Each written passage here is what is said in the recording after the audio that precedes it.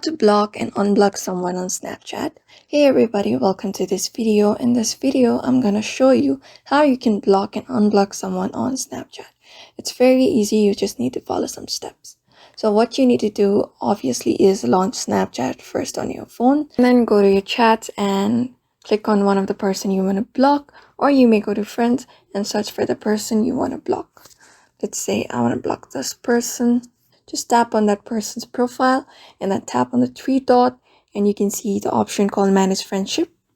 Tap on it and tap on block. And then you need to confirm the block for the last time. Tap on block and then that person will be no longer available in your Snapchat. So if you change your mind and you want to unblock that person, what you can do is go to your profile and then tap on the settings and then scroll down to the very last and you'll see blocked users option. Tap on it. To unblock that person, you need to tap on the X sign and you need to confirm that you want to unblock the Snapchatter.